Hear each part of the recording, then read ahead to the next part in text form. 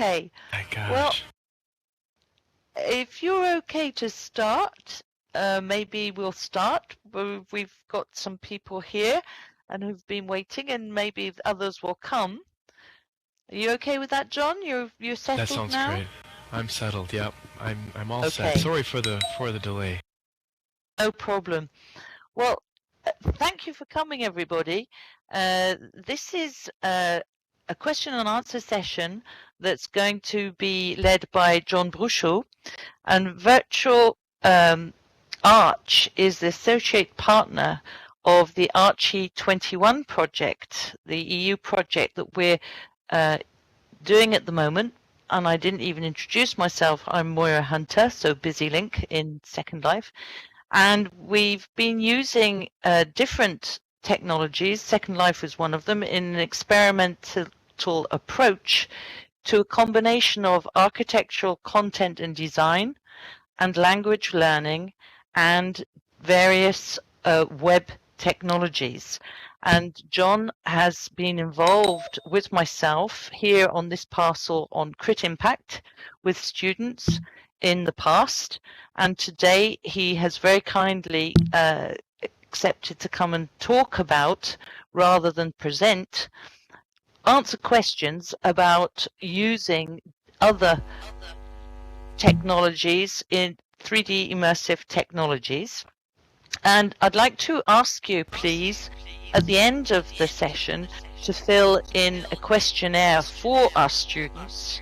Everything it will be anonymous, but it's really important we find that for the students and the people working in the project, that they're aware of what is being doing in reality with these technologies. We all know that certain people have a certain barrier to using certain technologies, and it's really important to raise the awareness to the students and the teachers of what can be done and what is being done in the real world. So I'm going to hand over to Jon now. I'd just like to say to Scott that we have an echo again. Someone has their mic on. Okay, it's gone off.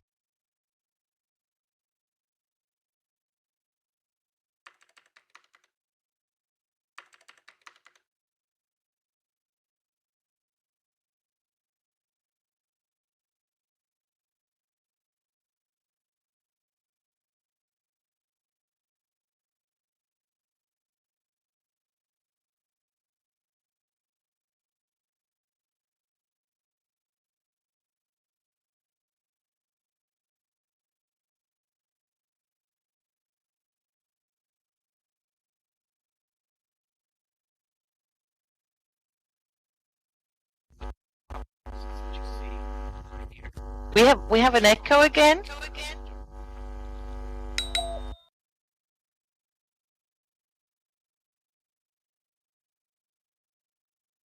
Okay, so this is the first of our ARCHI 21 chats, and there'll be a following one on the 11th of April with Jacques Macaire looking at sustainable development, and I hope that you'll all come to that and bring other people too.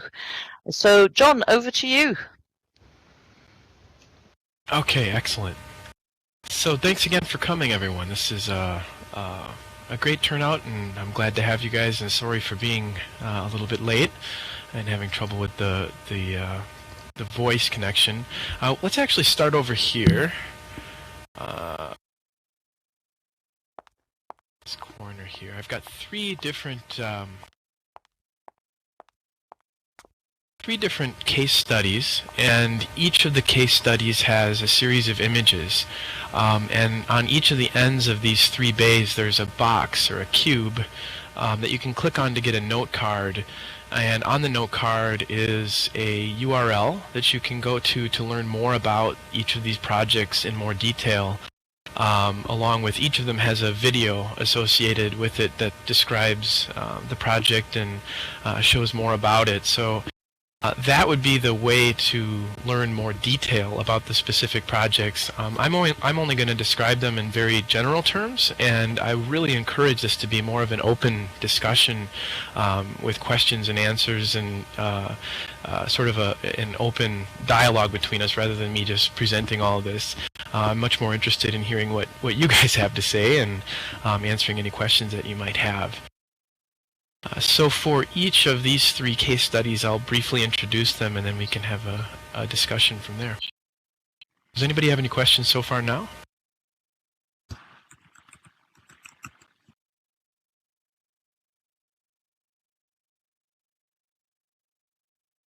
Okay, great. So the first one is getting a little bit of feedback occasionally. The first one is called Customer Created Design. This project was a project we used Second Life. I'm still getting some feedback from someone's mic must be open. This project we did in Second Life, and what we wanted to do was create an opportunity for senior citizens to use the virtual world to help design their soon-to-be new facility that'll actually be built in the real world. And sort of instead of the traditional architecture process where the project is outlined and then the architect comes up with a design and then presents it to the client, often the end users, the people who actually be using the building, don't have an opportunity to participate in creating the design. So in this project, we actually turned that all completely upside down, and we opened up a discussion with the people who would actually be living in this space, and asked them what their opinions were on the design, what they wanted to see, what was important to them, and it worked out really well. There were some concerns that we had about obviously the nature of virtual worlds can be somewhat of a challenge for some people to understand, how this all works. But these people immediately jumped in. There were 6 people involved with the focus group that we were working on, in the first focus group, I should say. And they were very actively engaged in designing this facility. And by the time we were done, they had actually created some very, very nice spaces that will end up actually being built in the real world facility. So I have more I could say, but I'll stop there. Does anybody have any questions at this point? Great, good question. The way that we staged this was to create an empty space around 3 specific areas that we wanted to focus on: the entry, the dining area, and the exterior space, and the way the interior space is connected with the outside. So part of the way we organized this was to narrow it down to just 3 very focused areas. And starting with the entry, we walked into a space that was sort of vaguely looked like an entry. It had very blank white walls. You can actually see that in the well, actually these images don't show the entry, but sort of like the 2 top images show what we started with. That's actually the indoor-outdoor connection on the upper left and the cafeteria space on the upper right. And it was just a very empty, blank page for them to provide their feedback. And then we asked them to focus on how they felt, how they wanted the space to make them feel. And we didn't focus on specific details, like we weren't looking at, how thick will the countertops be and what material will the counters be made out of and how many feet will there be in the corridors. And we weren't focused on very specific things like that. We were focused on broad stroke schematic design concepts and how they wanted the space to feel. And so one of the things that we looked at in the entry, for example, was where should the greeter be? Should there be a greeter? And if there is a greeter, where should the greeter be standing? On the left, on the right, behind a wall? Should they be at a desk? And sort of went through the details around, or some of the ideas behind that, and focused on that relationship and went from there. So their participation came in the form of, Well, we don't want the desk to be right in front of your, when you walk in the door, we don't want it to be immediately in front of you, because then that feels too institutional and that's too, in your face. But we also don't want it to be too far off to the side, because then you don't know that the greeter is there and you walk in and you don't know where to go. So the greeter should be just close enough to know where they are, but off to the side so that they're not immediately in front of you. And this is something that, from an architectural perspective, we may not have known going into the design, but this was something that they all felt very, very strongly about, and became part of the design right from the beginning. Jon, can you hear me? I can. Yep.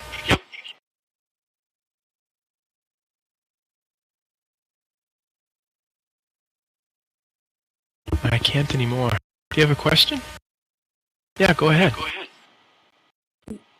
Yeah, I'm understanding that you actually had your 6 people as avatars in Second Life? No, we actually did. Oops, sorry, could you... Yeah, there you go. We actually presented through projection on a screen.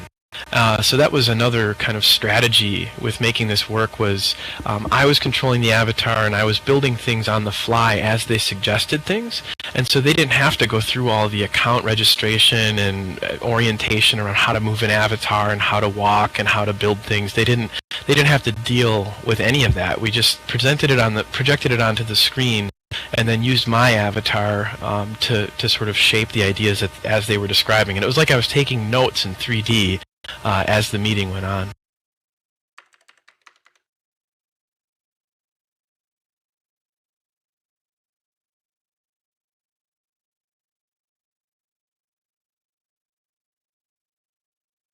Yeah, the way we saw it was trying to keep it as simple as possible in the beginning, rather than going into this and having, the first initial exposure to Second Life can be just a huge amount of information to take in. In order to get them all set up with an avatar and moving around, it would have been, as many of you know, it could have been a 2-hour session all by itself, just getting them walking around. And then there's sort of that, it's somewhat strange. Some people just they don't connect with their avatar. They don't like the idea of a virtual world. But here we just completely stripped all of that away, and we didn't talk about virtual worlds, we didn't talk about avatars, we didn't talk about any of that. We said, this is a space that will soon be the space you're going to be living in, and what do you want that space to look like? And then as they said, they immediately got that, and they immediately said, well, what about moving that wall? What if that wall was a curve? What if that wall was a dark red color? What if the windows were bigger? What if the ceiling was lower? And they all just started jumping in, and it was amazing to hear all their feedback. And then they just were so in awe at the ability to say, the ceiling's awfully high, can you bring that ceiling down? And the ceiling comes down, and they're all just universally kind of feeling the impact of that. They could really, you could hear it in their voices. They were just, wow, okay, no, that's too low, and now it's claustrophobic. Move it up a little bit, and okay, that's just right. We got it. Everybody in agreement as to the height of the ceiling, and the same with the window sizes and the corridor depth and things like that. There was an immediate impact the way these people perceived the space as we were designing it. Jon, I have a question. So you deliberately avoided the terminology of avatars, Second Life, virtual world, etc., to in fact get rid of these barriers that often people have only with the terminology. But how did the people actually react to seeing your avatar in that space? I'd be interested to know that. I was too. There was a kind of a funny story about that as we went along. I wasn't wearing the avatar that I've got now. I had an avatar that we had just finished a machinima where I was like a ranger, and I had a long, well, actually I think it's in this image. Yeah, you can see I had this long coat and jacket on, and at the end of the presentation, they all started referring to my avatar as she. They thought that it was long, flowing blonde hair, and that I was actually a female avatar. but no one actually said anything about it during the whole presentation. But every single person at the table thought that I was a female, which I don't know. I look at those images and I guess I'm obviously biased because it's my avatar, but I don't see how I looked like a female. But they all thought that, so I don't know. But that was, yeah, that they seemed to just sort of go with it. They didn't ever really talk about the avatar. They didn't ask about it. I didn't talk about it. I didn't mention anything about. I said that we have a human avatar that is there to help us understand the scale of the space and how a person fits in with the scale. But I don't think they understood that that was necessarily, my avatar, that was me being represented. They could tell that I was obviously building things and changing things on the fly with the design. But they didn't necessarily understand that that was my avatar and that I was responsible for controlling it. Your comment about space links with Charles Edouard's comment that Second Life can give a full sense of space.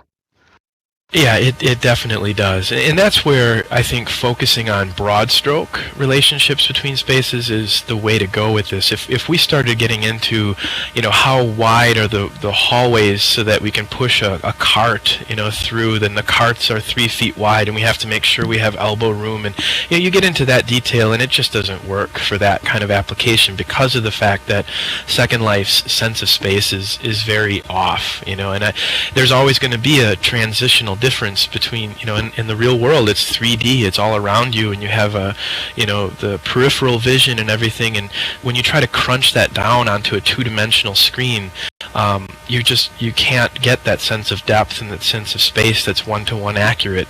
But you can, say, perceive the distance between a really high ceiling that feels very institutional and a very low ceiling that feels very claustrophobic. People immediately get that, even if they don't know exactly how it's going to feel. There's a certain understanding, there's a connection with the avatar or the space that people understand that. And same with the window sizes was another thing that we started off with this really small window, and they said they wanted much bigger windows. So we made the windows bigger, and they immediately said, that's great, we definitely want bigger windows. So those broad stroke concepts work really well, but then you start getting into detail and exact spatial understanding, and that's where you get into some trouble. So was there a continuity of this project afterwards, and did you use another technology rather than Second Life? There would be several more focus groups coming up.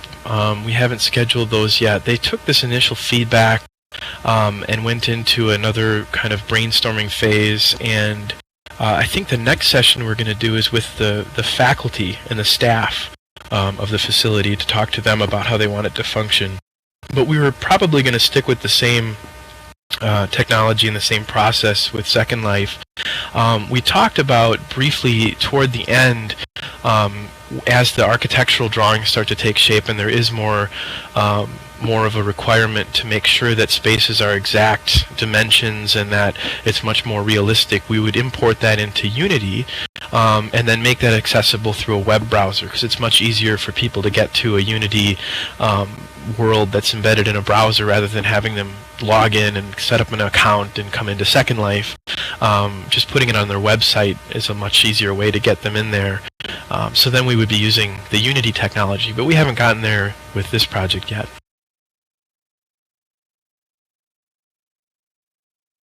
I'm sure other people have questions before we move on to the next one.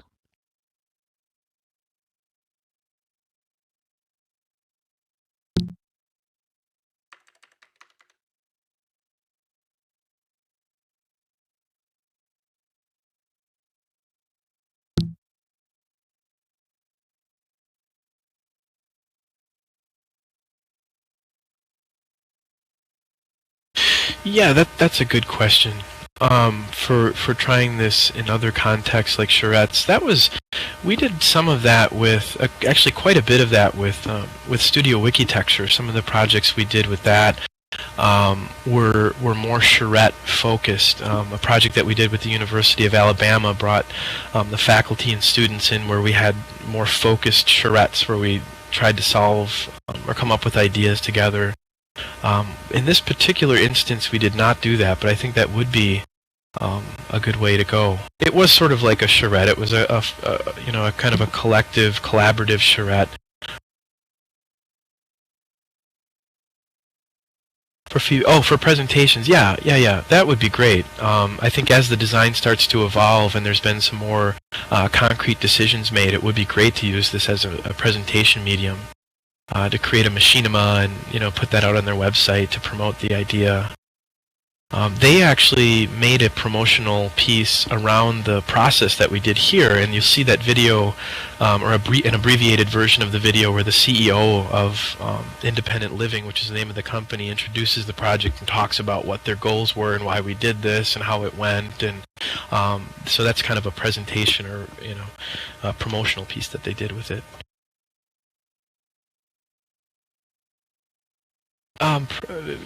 The light effects, we used the Second Life light and shadow, which isn't perfect, but it was much better than it used to be without shade and shadows. But we used the shadow. I find that when you're modeling things in real time, when you have the shadows on, it creates so much more of a sense of, I don't know, real, reality.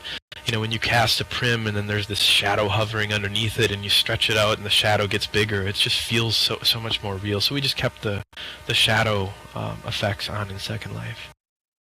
How much time do we need for the whole project? Actually, everything that we did was done in the 2-hour workshop, except creating the kind of blank slate spaces that we started with, which only took, I don't know, an hour or two to build, just as a starting point. So all told, the project was probably 6 or 7, maybe 8 hours total, because we had several meetings in preparation ahead of this actual workshop. But the workshop was 2 hours, and everything that was done, everything that you see in the video and on the images of the final space was created during that workshop.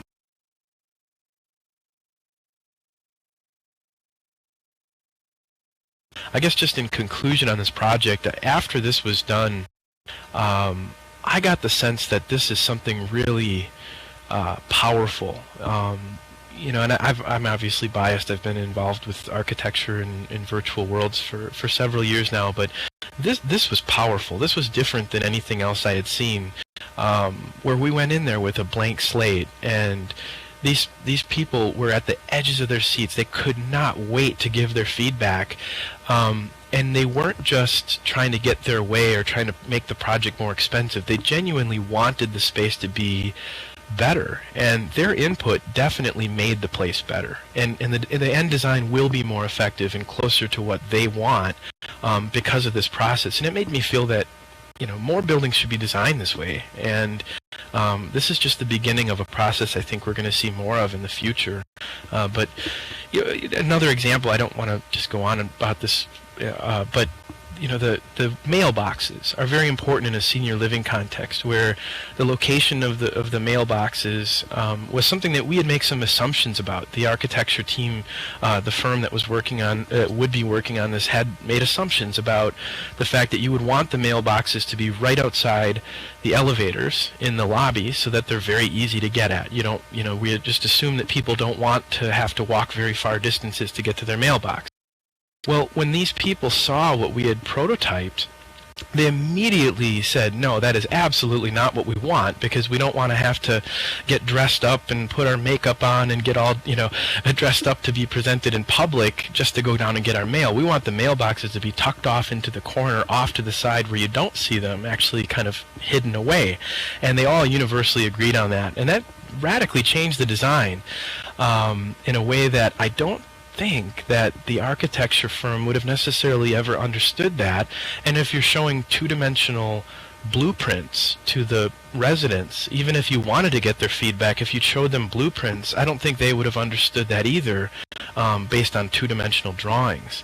I think they would have, it's very difficult to understand relationships like that, whereas when you walk into a 3D space and you see the mailboxes right there, you sort of connect yourself with that space, and you imagine, oh boy, I'm going to have to get all dressed up and, put on my makeup and get my hair all done just to go down and get my mail, and they don't want that. They want more privacy. So that was just another case where I could go on and on, but that was just a really powerful project there.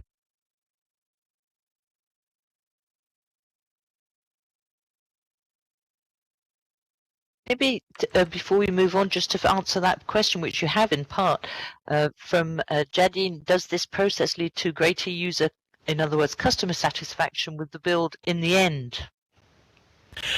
I would like to think so. Like I said, they're certainly more engaged in the process. And one of the things that, this is sort of a side note, I think one of the biggest advantages of this project from the CEO's standpoint, because traditionally the CEO would have been involved with making almost all of the decisions, with help from the other staff and faculty members. But, it was kind of a bold move for her to kind of relinquish control of the design and let the residents participate in it. That's kind of risky if you think about it. I mean, if they start suggesting things that are just more expensive, and it could get it could get out of control. But she took this risk, and what happened was the residents that participate in this were so excited and so honored. If you watch the video, right toward the end, one of the ladies says, I just want to thank you so much for giving us this opportunity. You could have just thrown up any building, but you invited us in, and we really appreciate that. And so now you've got 6 people who are out in the community telling all their friends about this really cool process that they just got to participate in over at Independent Living. And they're ecstatic. They're so excited about that. And and these are prospective residents, so they haven't even signed up to live here yet. But obviously, having done this, I think they're much closer to doing that because they've had such an important say in the creation of the building. And so there's this unintended consequence that really created these kind of community evangelists that are out there talking about what a cool thing that this facility did. And I think they're definitely would be more satisfied with the outcome. So to finish perhaps this case study, we've got a question from Melchide. Were there any conflicts between residents with respect to style, taste, and did you need to guide that a lot yourself? There was a bit of discussion around some of the things, like for example, we had a screened gazebo, and we thought we had this great idea. It was part of the initial seed that the garden should have a gazebo, and in that gazebo they would wait for people to pick them up and wait for the bus. And we had created that thinking we'll put that in there and get their input on whether or not where they want that placed. We were kind of thinking that we were assuming it would be there. And there was some disagreement. It was some of the people really loved it, some of the people really hated it. Some people wanted it attached to the building, some people wanted it detached from the building. So it became kind of a lively discussion. But as we used the positioning of it in real time, someone said, well, you should really place that out by the road. And so we just moved it out by the road, or said, well, okay, how's this? And everybody immediately, no, that's too far from the building. We don't like that. Let's move it closer to the building. And they could see that. And then it was, well, okay, that's kind of neat. Maybe it should be a greenhouse instead of just a screened gazebo. And so having the real-time model kind of helped mediate some of that, because people would get an idea that they were really attached to and say, what you really should do is this. And then we would build it in 3D. And they would say, well, actually, that doesn't look so good. And so it was kind of a way of seeing immediately in real time the impact of the decisions that they were making. But even though there was some disagreement, and I would call it moderate, disagreement between people in some of the decisions, it wasn't really, we were able to get through it, and we were able to come up with an agreement by the end. And one last one on this case study.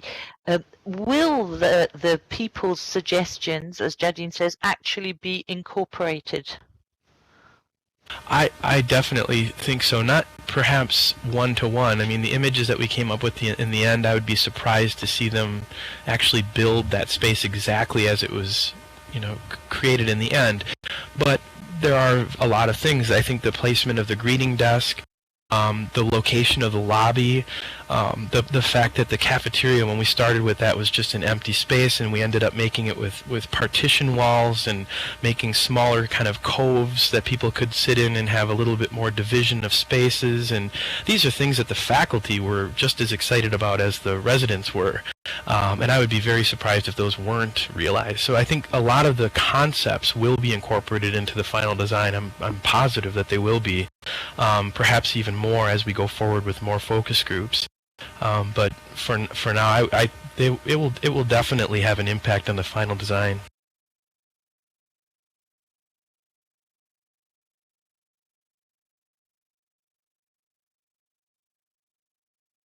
Okay, Jon. Shall we move on?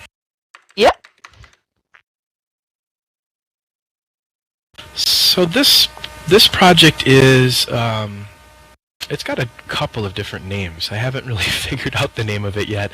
A couple of years ago, well, actually about a year ago, I started building a 3D model of downtown Dubuque. Dubuque is in Iowa, in the United States, and it's a really neat little city, and I've always loved it. My wife is from Dubuque, and every time we go there, I take my camera with me and take architectural photography throughout downtown, and I've always just loved being in Dubuque. And so I started taking those photographs and creating a 3D model of it, and I put it into Unity, which I published to a website. And at one point I was taking some photos in the old historic millwork district and met with a real estate developer who was very interested in what I was doing, and ended up commissioning some pieces to be added to it, and it's kind of taken on a life of its own, and it's become kind of a project that has some really interesting use cases. And we've since had presentations to the Economic Development Bureau and the City Planning Department and the city managers, and there's been quite a bit of interest in the idea that, you know, there could be a virtual model of the entire city, and, you know, how is it different than what you would have on Google Earth, and how can you make use of it, and how can local residents and businesses in the community use it to promote upcoming events and things like that. And so this project is built with the Unity 3D platform. Again, I think the difference with this is more accessible, is that it's more accessible. We created the model and put it up on a web browser, and people can just visit a website and they're standing in the space. There's a small plugin, I think it's 2 megabytes now, that people download into their browser, and then they can walk around Main Street Dubuque. And we actually recorded sound effects from some events that were during their farmers market downtown, and recorded the sound from that, so it doesn't just look like Dubuque, it actually sounds like Dubuque too. So it's got this kind of really immersive feeling, and when it was snowing in Dubuque, it's actually snowing in the virtual model. And so that's been kind of an interesting project. It's a work in progress. I'm still not sure exactly what virtual Dubuque should be and how to pursue development of it, but the idea was to start small and to let it grow kind of organically along with interest from the community, you know, or lack thereof. If there isn't any interest in it, then obviously there isn't any point in developing it. But there's actually been a really strong interest in it from the community, and we have one of the old historic buildings in their millwork district. We built a 3D model of it, and they're using it for, you know, testing interior build-outs and helping the community understand how great this area is going to look when it's done, because right now the historic millwork district is just a muddy mess. You can't even get to it, and so they're trying to get people excited about renting spaces and building out interiors in the retail district, and it's very difficult, as you can imagine, to convince people that this is actually going to be a really nice area when it's all done. But they can walk into the virtual model and they can hear voiceover clips, you know, welcoming them, welcome to the millwork district, and feel free to walk around, and they can click on things and they can learn more about the sustainability principles of the building and that sort of thing. We also have a project with Demolay. A group is licensing the model to create a Knights and Dragons themed game for their organization to reinforce their organization's values, and they're using Dubuque as a kind of a plot, you know, a backdrop for their game environment. And I'm collaborating with an artist at the Contemporary Art Museum there to do an installation in virtual Dubuque. And again, trying to push it to the limit, based on what I've learned in Second Life, that virtual models are so much more than a replica of a space.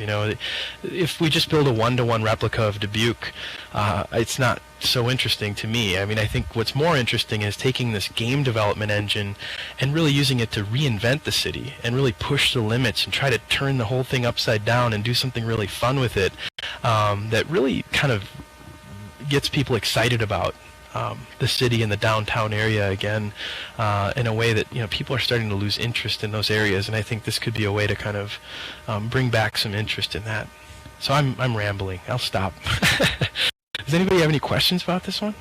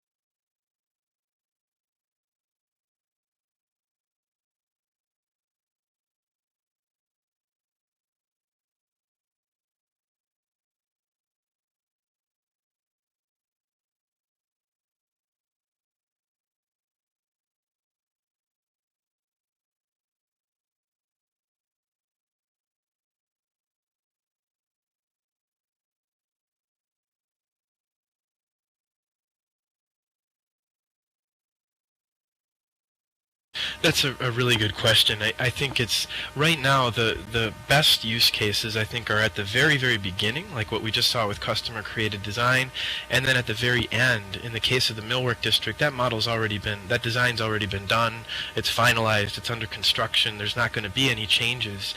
There's going to be interior tenant build-outs, which we can add to it, but the shell of the building is not going to change. And so in that case, Unity works really well because it's the final design is done and it's not going to change. And so you can sort of bake that into the scene and be comfortable that you're not going to be going back and changing it lots of times throughout the design process. In customer created design, when you're in the early design, you don't want things locked in. You want to be able to change things dynamically, and you want that fluidity of the prim-based modeling. So I think in the beginning and the end, where we get into trouble, and actually the next project will be a perfect segue, is when you try to do a project like this all the way from beginning to end, and try to get every single change and all the, like you say, architecture and design is cyclical, and it requires lots of change, and every time you have to go back to the model and update it, every time something changes, that can be very difficult to do. And I would say that the reason why that's difficult, and probably the holy grail for making this all work, would be a dynamic link between a virtual real-time environment and an architectural software. Whatever software or whatever format that happens to be, if you could just take your Revit model and hit Save As Virtual World and suddenly walk into it, then I think the problem would be done, because in BIM modeling software, everything is 3D the whole time you're modeling it anyway. So I think that would be a bit, for now, you have to export it out of Revit, you have to do texturing and UV mapping and light mapping and all kinds of things to it that I don't think are that bad, because I do it all the time, but from a cyclical architectural process, if you had to rebuild the project every single time there was a change, it would obviously start to get cost prohibitive. I have not looked at the BIM. I know Autodesk has a similar thing. They have a real-time walkthrough with Revit models, and I'm sure that that's a similar thing. The only challenge with that is that accessibility. If you want a whole city, for example, like in the case of Dubuque or the Millwork District, they're all having to download a proprietary, like BIM Explorer. I don't know if that's something that's publicly available on a website, whereas with this we can put it up on any old browser. We could even export it to Flash, so 90% of the computers in the world already have that installed, so they're just they open the page and they're standing in the space, and there isn't any technological complexity involved. It's very, very easy to get there. Yeah, yep, definitely. I think something like that. I think the greater the dynamic connection between architectural software and real-time environments, the closer we'll get to that. I think it's only a matter of time. And it's probably difficult for a reason. I think I might be, I have conspiracy theories about these big CAD companies preventing us from being able to easily create real-time models. Because it's funny, because in 2010, the version of Revit, it was very easy. You could export a Revit model and bring it into Unity, and it was done. It was just a really easy conversion. But the newer versions, they broke that. You can't do that anymore. The FBX files don't work the same as they used to, and they've purposely made the models more complex in geometry, and I don't know, maybe there's good technological reasons for that, but I don't see why there shouldn't be an easier connection to real time. I think they're just waiting until there's an easy way for them to be able to offer that as a part of their software packages, at which point, we'll all be paying for it, but I think it would be well worth it. But in the meantime, there's lots of ways that we can translate architectural models into real-time environments. It's just a little bit more of a manual process. Jon, there are two questions from Charles Edouard further up if you scroll back on the text chat. Are there town planning authorities? If so, have they had any input or comments in this project? And also, to what extent have you promoted this publicity for public input in Dubuque itself? There are definitely town planning authorities. I personally think that it would be a great way for any new project to be built in Dubuque to be added to the virtual model so that the community could explore it before construction starts, and to use it that way. It's being used that way to a certain extent with the Millwork District. The community is very actively involved with exploring that model, but again, that design is already done. They have not had any direct input or control over the project. I've actually, and maybe this is a mistake, but I've actually purposely tried to avoid working too closely with any single position of authority. Like the city, for example, is building a lot of the 3D models in Google Earth. And there was some talk about maybe we should be collaborating, maybe I should be sharing my models with them, or they should be sharing their models with me. And the trouble, I was thinking, I've always imagined this as being a community resource, that any business or organization in the community could come to this and say, here's how I want my space to look. And in the case of Demolay, they're going to turn it into a Knights and Dragons, and and the artistic installation we're going to create is going to be very, sort of contemporary and modern art, and I want that freedom and that flexibility. And I think the minute you start to make it too official, if there's sponsorship or there's official connection to the city, then there's a responsibility to represent the city in a very official way. So by keeping it more private, I think there's a little bit more flexibility to take this and we can do anything we want with it. So maybe the jury's still out on that. I don't know if that's the right thing to do or not, but I've just purposely kind of avoided that just so that we can retain that kind of freedom and flexibility. I'm open to any ideas or input anyone has. Again, this is a work in progress. I just see it. It's a kind of a side project that's been evolving, and still trying to decide, what the business model is and how best to move forward with it. And to what extent have I promoted this publicly? I've given several presentations within the community, and there's business PMs and trade shows that they've had. We've had a booth at, and gone to several of the local architecture firms and real estate developers and talked to them directly about using this, and that's sort of the extent. It's still just beginning. I haven't, probably since early January is when I started presenting it, and so it's a slow process. I actually have a Kickstarter fund set up I'm calling it Main Street MMO, where we're trying to raise $20,000 to build the framework for applying this to other cities.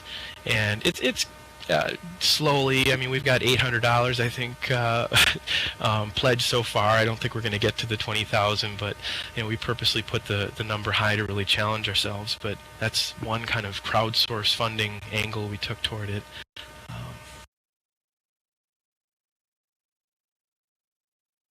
Cool. Any other questions? I have a question, John, with regard to Google Earth and everything.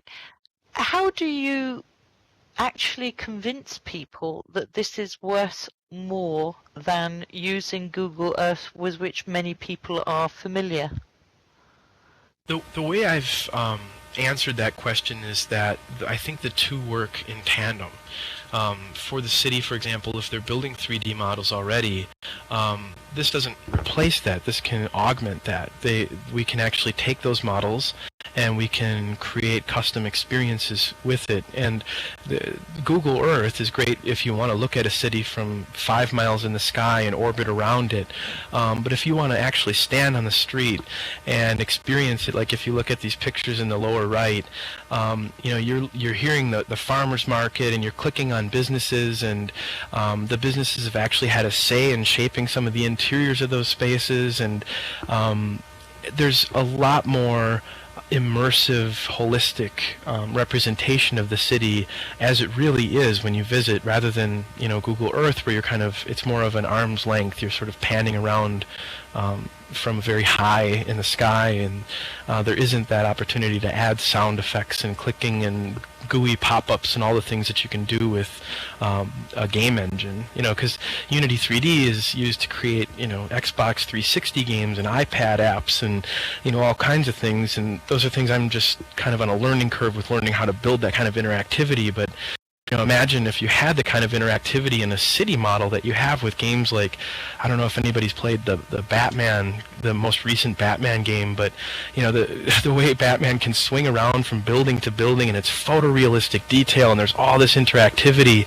I just look at that and I imagine, like, what could that do for city planning if it was an actual real city? So.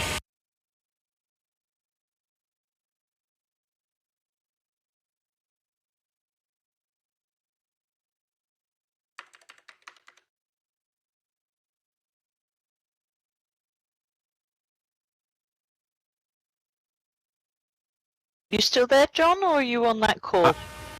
No, I'm back. I'm sorry, I just had to hang that up. Any other questions on Virtual Dubuque? The address of that to visit Main Street and the Karadko building in the historic Millwork District is on the note card. It's just dubuque.archvirtual.com, and there's a trailer video that kind of explains some of the basics of what we have so far. Let's move on. I'd like to ask a last question before we move on, or as we move on. Sure. How long does it take an average person who already knows how to use certain tools within the practice to use Unity 3D? Is it a long learning curve, steep learning curve? Yeah, I would say that in order to create an environment, if you have 3D modeling experience, if you can use Blender or Google SketchUp or Maya, to take that model and bring it into Unity is not a very steep learning curve. I think it's actually very, very easy to use to create a very simple interaction, just to drag a first-person controller into the scene and to walk around. There is a learning curve. It'll take a little bit to figure that out, but it isn't that hard. But where it does get challenging is if you want to add interactivity and you want to add videos, or you want to program something. You really want to make sure that you have programmers that you can collaborate with to really bring the model to life. But that part does take some time to learn. But then it's sort of it's a blessing and a curse, because it's a lot more difficult to learn. But then when you do have it, really the sky's the limit. There aren't any restrictions the way there are in other platforms. You're free to do anything you can imagine. So that's a lot more is possible that way. Okay, thanks.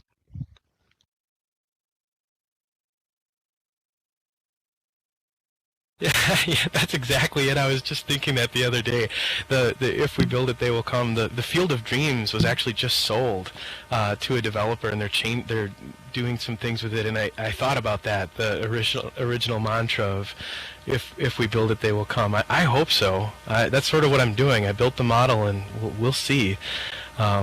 If it doesn't have any use and nobody cares to use it, then I just won't build it. But I'm building just enough to prove the concept and show it to people, and hopefully we can excite some interest. And the other thing is that I feel like this technology is growing and changing so rapidly that even if Unity and even if the current state of technology is not prepared for something like a virtual city, I think it will be soon.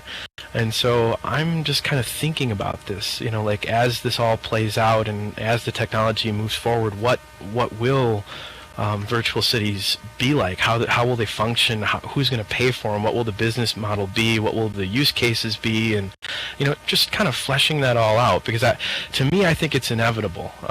I think it's only a matter of time before there's I think we should have virtual replicas of our cities to help with planning and architectural visualization. And I think it's only a matter of time before that exists. So this is kind of a thought trial as much as it is a business endeavor.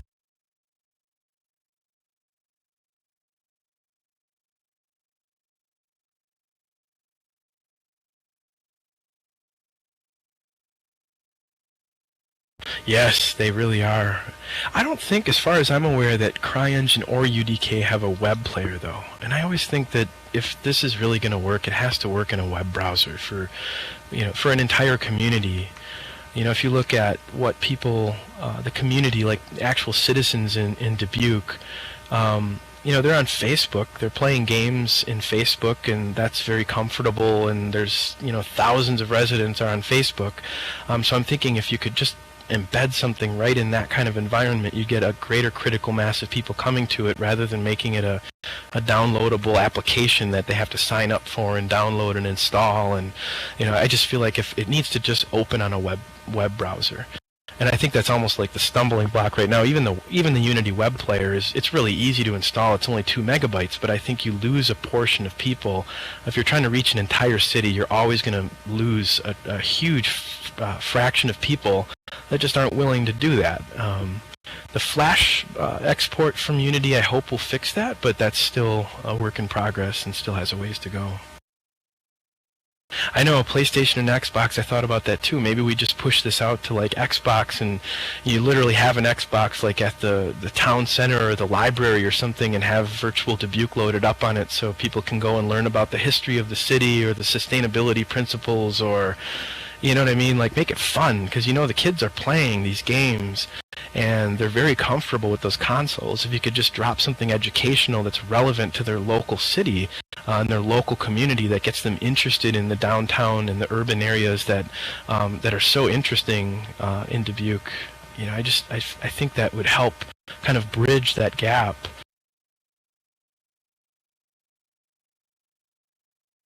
So this is Rutgers Business School. This has been a project that has been a work in progress for several years. And I think this project is really kind of an interesting way to close this, because it started off in Second Life. When the design was not completed, the architects had schematic level drawings, and they were very crude, early stage 30% drawings that we took and replicated in Second Life. And the faculty and the students were able to walk around in the model, and very similar to the customer created design, they weren't necessarily participating in the design, because this was actually an internationally famous architecture firm. 10 Architectos was the architect of the building, and the design was kind of already established, but they were able to walk around and understand the building before construction started or before the design proceeded. And then we took it from Second Life and brought it into OpenSim, so that Rutgers was able to add more of the surrounding campus to the building, because it wasn't as expensive to have land, and they were able to add a greater context around the business school. And as the architectural drawings went from, that would have been about 50% to 90%, We brought it in. We took the architectural BIM file from the architect and brought it into Unity and did a walkthrough, a virtual model in Unity. And so again, this really took advantage of all the best aspects of each one of the platforms. You know, starting from that very early schematic design, progressing through OpenSim where we needed more land, and then into Unity, and eventually they plugged this into Jibe, Reaction Grid's multi-user platform. So it's the final model. The advantage of using Unity in this case was being able to create very dramatic lighting effects, where you can do very amazing effects with photo mapping with their Beast light mapping system. And so it's very much more realistic feeling than the Second Life or OpenSim model.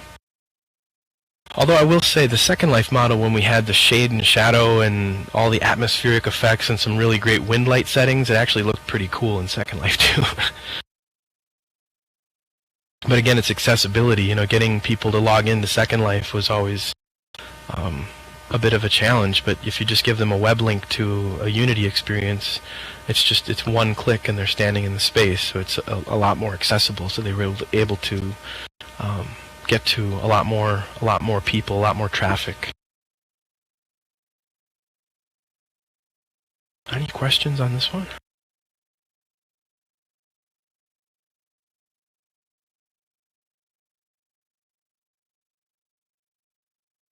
I wonder how many people here have actually been to the Rutgers School of Business in Second Life or OpenSim.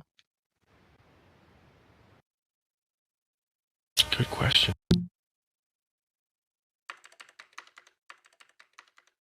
I don't think it's in Second Life anymore. I think they moved it. They closed their Second Life island. They closed it after Crit Impact?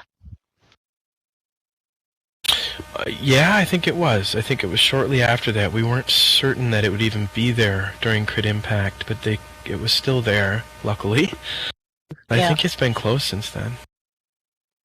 Okay.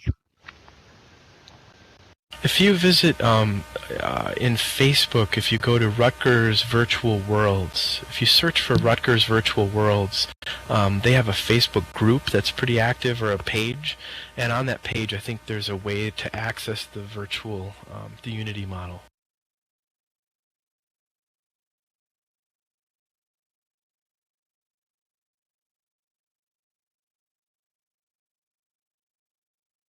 Are you aware of how it's being used now, the virtual model?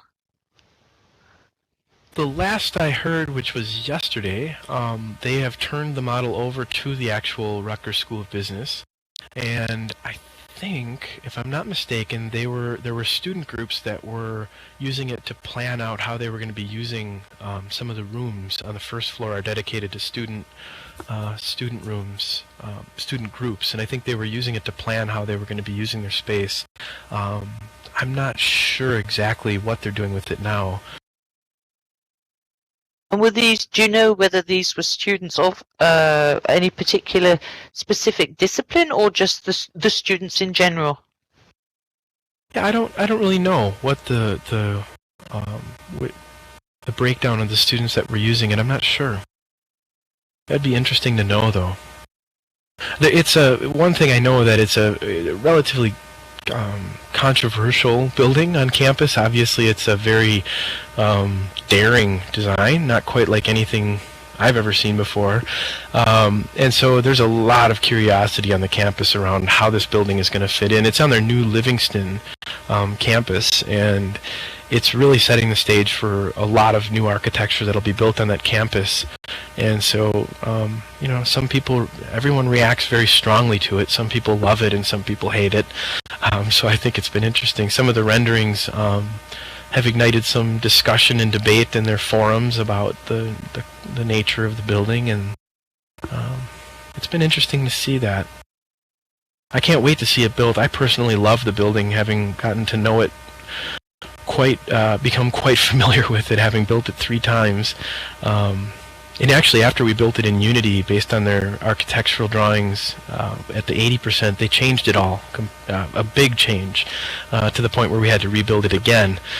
So back to Scooter's comment, that was a huge challenge where, suddenly the stairs on the exterior of the building completely changed, which shuffled the auditorium around, and a bunch of the lobby spaces had changed, and it was so much that it was easier to rebuild the model than it was to try to figure out what changed and what didn't change. So that's been a big challenge. Energy modeling, that's a very good question. There's a developer that I worked with in Santa Cruz and who is interested in the energy modeling, and I was going to try to get them connected with the Rutgers group to see if we could combine their skills and see if we could do some energy modeling around this school. Because obviously with all the glass, and there's a lot of different strategies in the way the glass is different on each side of the building, and I thought it would be really neat to do that and actually visualize that in the Unity model. We didn't get there, unfortunately. There's still time, but we just, that didn't come together.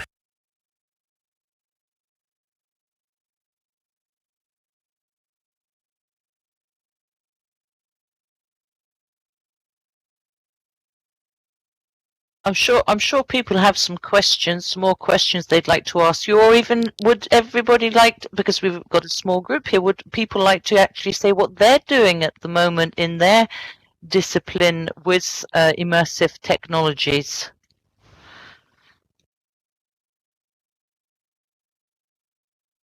Well, sure. I'll say what I'm doing.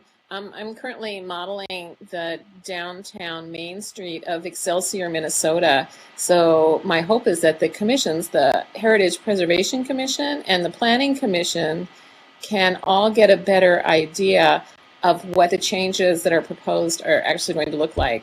These commissions are made up of non-architects, and I think at times, having served on the Heritage Preservation Commission, it's very difficult for them to just look at the drawings and understand the scale and how it will fit in with the downtown.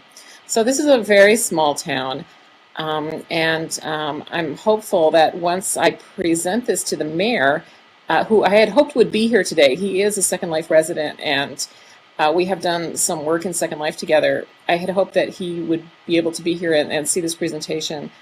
And I'd like to present my work to him also, and we'll see what happens. Very cool. Are you building that in Second Life?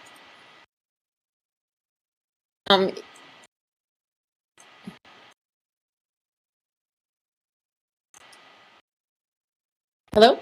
Yes, I did. I built quite a bit of it well, not quite a bit, about half of it in Second Life as a project for a private client who was remodeling a storefront. But I'm thinking now, boy, this has really got so much more potential than just for one client in one small storefront. So I think I have no funding and nobody asked me to do it, but I'm just going to go ahead and do it anyway and then show them. I can certainly relate to that. That's very cool. And is that already done, or are you in the process of finishing it? It's already done to the point where I could show the client sort of one half of the street where her building was.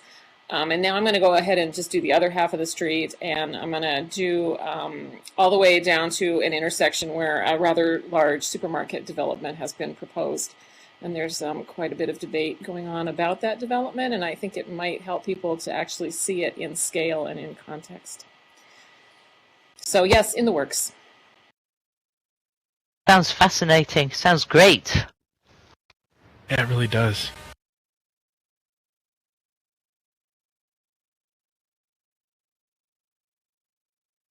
Anybody else would like to talk about what they're doing, whether it's in practice or with students or just by themselves?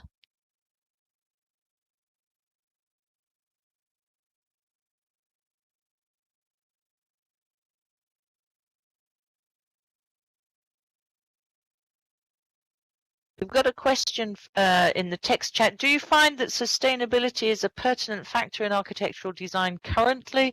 Are clients requesting this more or not? Who would like to take that one up? Okay, Professor, I can't remember if you've got voice. You do have voice. Go ahead.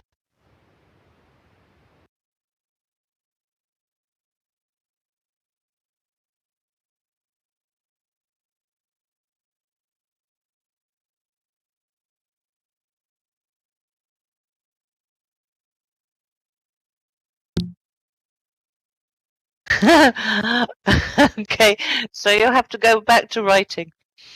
Someone would like to take over? Yeah.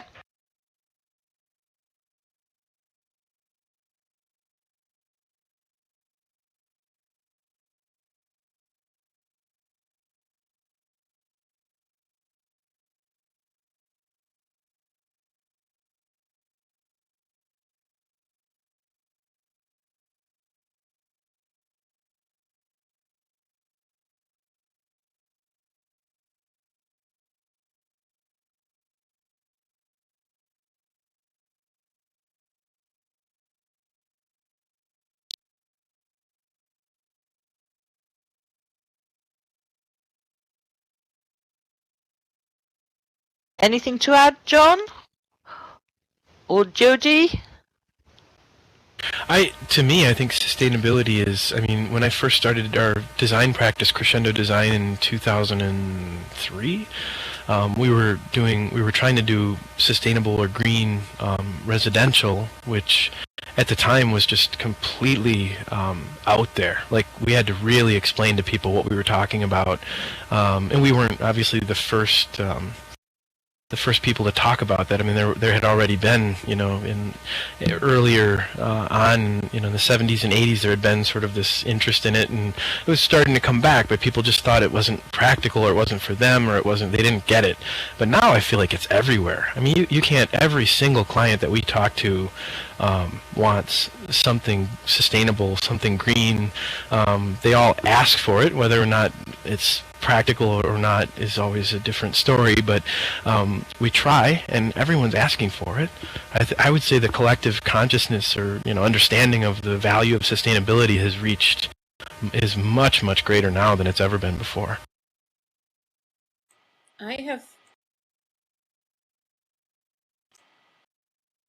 Hello, there we go. I've found that everyone asks for it. They all think it's a great idea. They love it. And then as the project goes on, it really gets pushed to the side. As people have to make economic decisions and aesthetic decisions, the sustainability becomes, just not as important. That's just been my experience.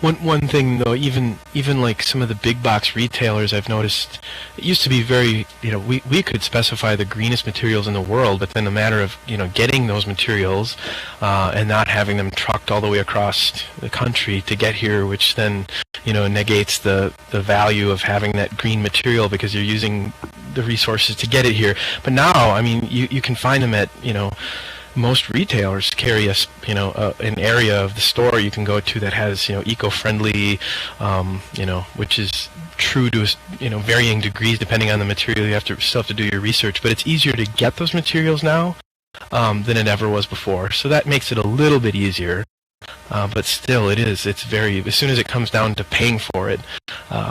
It's a lot of people say in the beginning, oh, we want a passive solar home, and then you start looking at it. Well, if you want windows on the south side, then that's where your neighbors are, and they all want the windows to be on the east side because that's where the best view is, and ultimately that's where those windows are going to go, where the best view is, no matter how eco-friendly it would be to do the other way around. It always comes down to those decisions, and at the end, it's always getting compromised.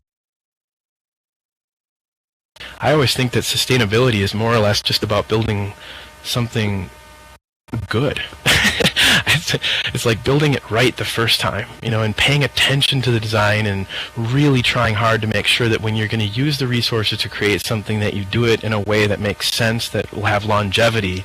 I think most of the buildings that are created without sustainability in mind are just thrown together, and there isn't that careful consideration, and those buildings end up getting torn down, or they require, expensive restoration or remodeling, and that's where we get into trouble, I think. But as long as it's a carefully considered project, I consider that sustainable to a certain extent.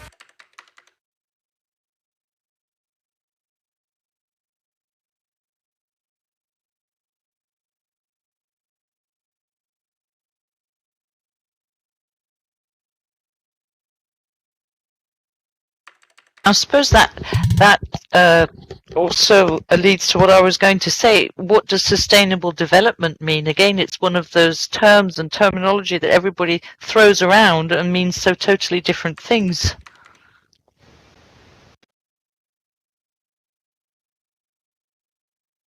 Well, to a certain extent, I believe, and continues to be part of my ongoing belief with virtual worlds, that this idea of turning architecture upside down and making sure that the buildings that we create, fit the function like a glove, and make sure that when we do build a building, we're building the right kind of building, the right size building, and the right number of spaces to really accommodate the function exactly as it will be. I think that's sustainable. I think that's a component of that principle, is making sure that it's done right. And so many buildings now, still to this day, a huge percentage of buildings that are built, people are only dimly aware of what they're going to look like after construction is complete. They have no idea what it's going to look like. They have no idea what it's really going to be like to walk around in the hallways of the building and see the views, and they have no idea. But I always say that for the price of what you're going to pay for bathroom fixtures in your building, we can create a real-time virtual walkthrough that will put you inside of every square inch of that building, so that you understand exactly what you're going to get when construction is completed, and there's no guesswork. You know exactly what you're getting. I feel like it's irresponsible to not build a building unless you've had that experience, unless you've had the opportunity to walk around it in a holistic environment like this, and give the end users of the building an opportunity to explore it and to participate in its creation to a certain extent, at the very least to make sure that you're not, you're avoiding costly errors,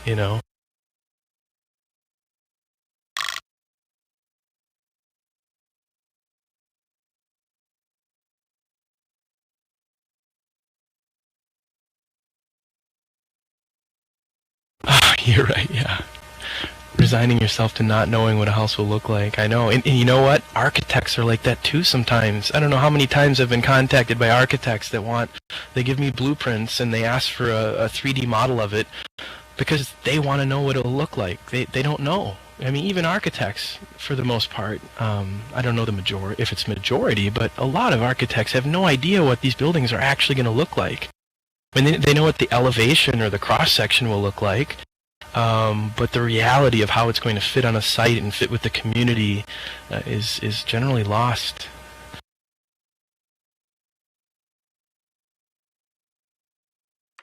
SketchUp is a great program. I've been very, very engaged with SketchUp for the past several months, and I'm very impressed with it. And for what it's worth, SketchUp models are very easy to bring into Unity. I mean, you just drag it into Unity and hit publish, and pretty much you're done. It's very, very easy to use SketchUp in Unity.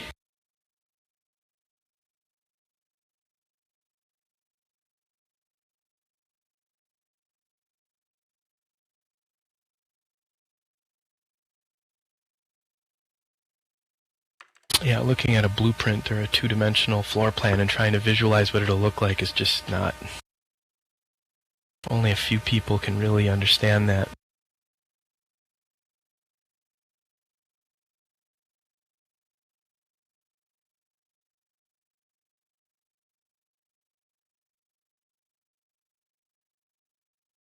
Yeah, design it and model it and plan and then model it.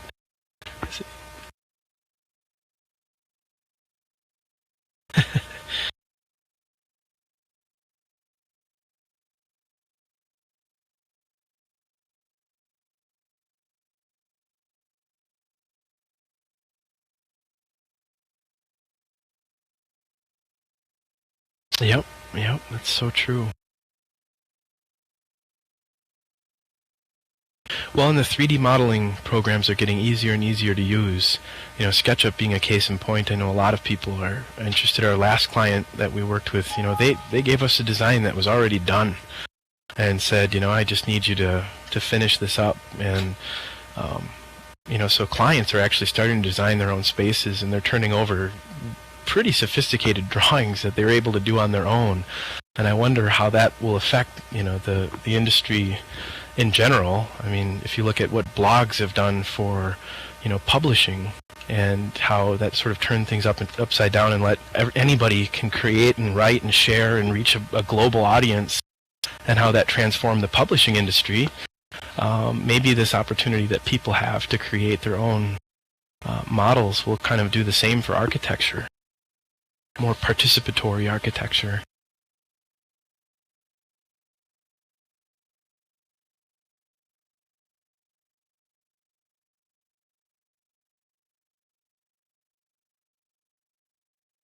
Yeah, that's so true. Yep.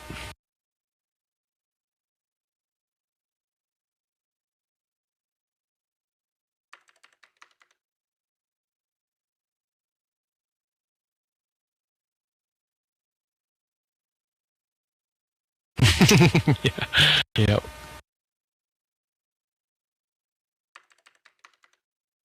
Actually, I'd like to ask a question, because some of the people here are people we had a conversation with, I think, back in 2007. A general and sweeping question.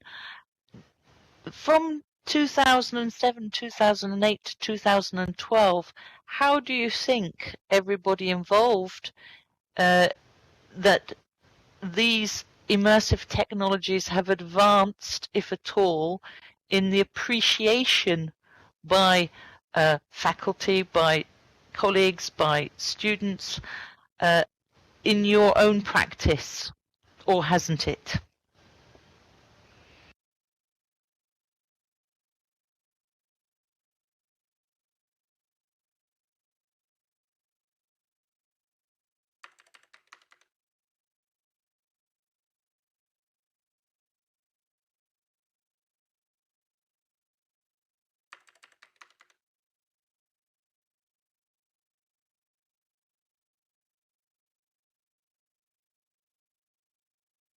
A very long road to go. I think for me, I've just kind of turned the corner on how I present it. You know, I don't think people have necessarily changed their perception of it. Every time I go into a presentation or a demo, I think for the most part people are still reacting the same way as they ever did. There isn't like more people now saying, oh yeah, virtual worlds, I know all about that. It's still walking into a room of skeptics, and that hasn't changed. I think, but what has changed for me anyway is I just know, with the customer created design being an example, I just don't talk about it anymore. They don't have to know anything about virtual worlds. They don't have to understand any of it. All they have to know is that it enables them to do things they had never been able to do before, at least not quite as effectively. And you focus on those advantages. You just exclusively focus on the benefits and advantages and the best things about it, and just leave all the baggage of trying to explain this cutting-edge new technology. So avoid the terminology, avoid the words, and use it as a prototyping space for that immersive experience to actually feel a build. Is that the message to conclude on?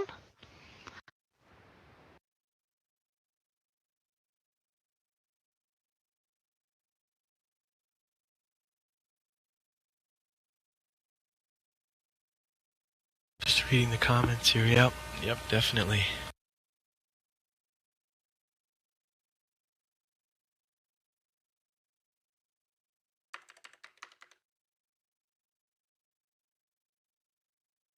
Yeah, my colleagues are not interested in it either. Although some are coming around, the idea of using a game engine for some reason is a little bit more familiar to architects.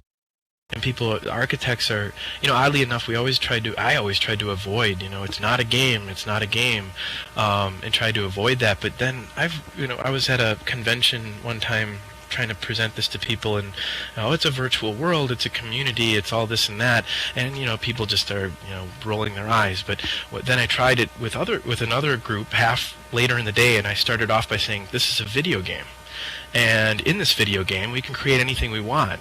And they immediately got it. They were like, oh, that's, then it's cool. Wow, you're using a video game to do something serious with architecture. That's really interesting. And they get it. So I'm more recently thinking of it as a game, more probably because Unity is a game engine. And, just saying it like it is. It's a game engine. And we're using it to design architecture. And it almost has a coolness factor, it's not weird anymore, it's actually cool, like that's interesting, how does that work? And they're interested in it, and more big architecture firms are sending inquiries. It's still a kind of an evolving field, I think, but if you type in architecture visualization Unity 3D in YouTube, you're going to find hundreds of videos of architects using Unity 3D. Whereas in Second Life architecture, as far as I know, there's still like 4 people using it for architectural visualization.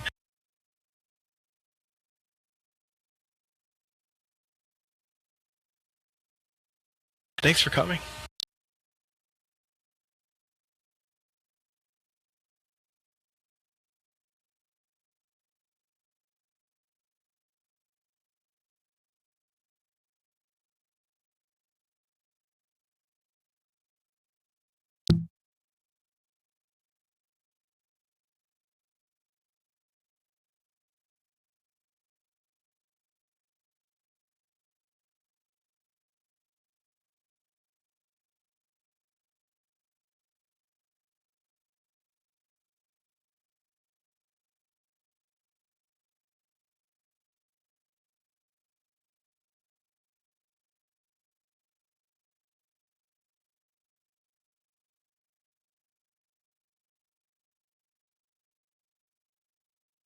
Thanks for the reminder, Scott. And Jon, thank you very, very much. It's been really, really interesting. Thank you very much. Applause, applause, applause to Jon. Applause, applause, applause, applause. That was a good discussion. I rambled too really much. Interesting. And I hope everybody will come back for another discussion. And on the 11th of April, we're talking about sustainable development and strategies. Jacques Macaire will talk from, I've just put the link in, humanbee.com, where he's working on different projects, specifically looking at energy and the builds for risk areas. And that will be at the same time on the 14th. Did I say the 14th? No, sorry, the 11th of April. And it would be fantastic if you could come all to that talk, and maybe we would have more people as well to have the discussion. And maybe, Jody, you would like to come and at one time and present your work. I've thrown her into it now. Yes, thank you. I would love to come, and that will give me very good incentive to get something done on this project if people are waiting to see it. So thank you, Busy. Okay. You're done. I'll be contacting you. You're done. You're sealed and signed. Thank you. Thank you very, very much, everybody. It's been really interesting. Thank you.